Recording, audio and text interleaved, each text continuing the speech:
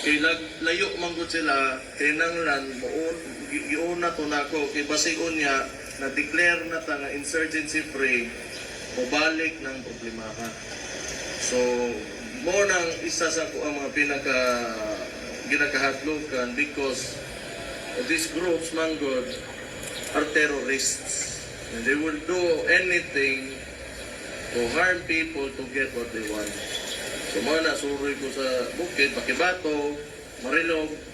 Mga dito po, mga tao medyo usahay gutom. Yan natay nagka-abaka crisis ta, wala nila gipang palit ng mga abaka dito sa mga lumad, mga natibo dito. Wala na sila mapalit pagkaon. Ito problema po. So, sige kong atiman dito. But it's getting better naman po. Okay naman.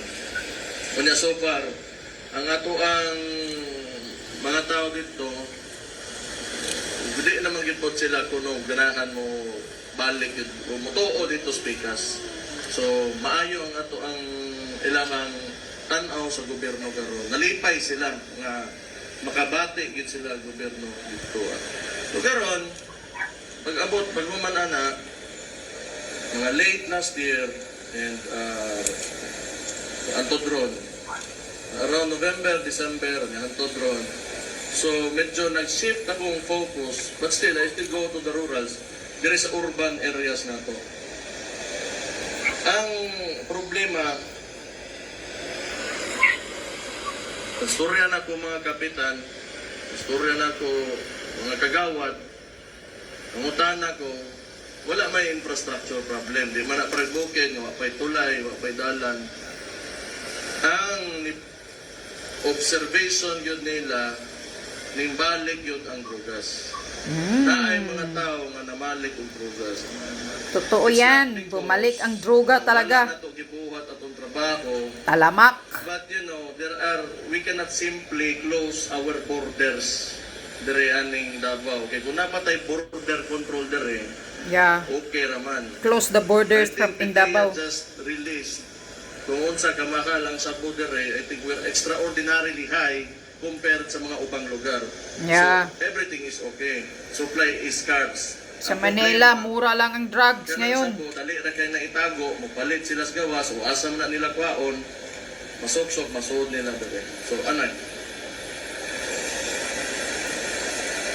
Problema ta diha. Davao maning, no? Pagka na ginistorya ka, hardline yun ta diha. Dili yun ta mo sugot, ana. Dili yun ta mo alaw. Balik-balik naman siya. Kabulo ko, sumol na kayo ni paminahon. Balik-balik. Balik-balik naman eh. No, di kita mo alaw.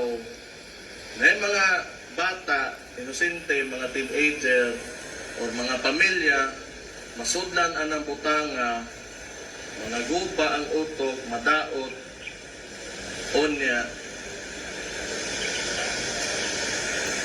So, I hereby declare a campaign Declare. that this city is at war against drugs. Oh. Buot pasabot ana, War against drug na naman. pasinsakay ta.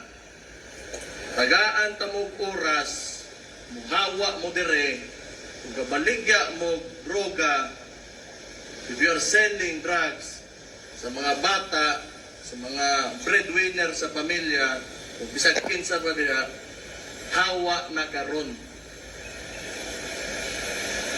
Kaya napulan nami, di mi gusto ingon ana dire. So this will be your chance to get out of this city. Correct. Hindi gani, sorry, nag-ingon ako, daan karon, gawas mo diha o hawa mo dire, hindi mo maundang pagyong tamo. Oh, Tatay Digong style ah. Papatayin kita pag ayaw mong huminto sa Because droga. I have gathered enough information kani sa mga densely populated barangays na to, and I have the data. Undang mo, di gani, Wa ko'y mahimo para ninyo. Wala tay makayay. Basta kay giingnan na mo, hawa mo diri. Yes, Ayun, correct. kuan. But anyway, aside ana, okay raman. Mga bugoy, from time to time, di man na sila mawa. Pero mga maoy-maoy lang, we can forgive that. Di man gina maligaya, di mahukog, na unsa. Wala yung abusado. Wala yung ganang angas, ganang magbuli-buli, everyone. Okay na na. Labi na kung kita nasa serbisyo, politiko, polis, sundalo, best behavior kita while out on the public, nato sa publiko. Kaya kita mo yung ehemplo sa mga tao, magtanaw na sila nato, nga mo ilang sundon. Kung makita nila nga abusado, walay batasan ang ilang mga tao sa gobyerno, they will think na it's okay po to behave in that way. Yeah. So mo lang natiman-an nato. Parehas kay kuting. Walang ano, Unsa pa ba? hindi ka respeto-respeto.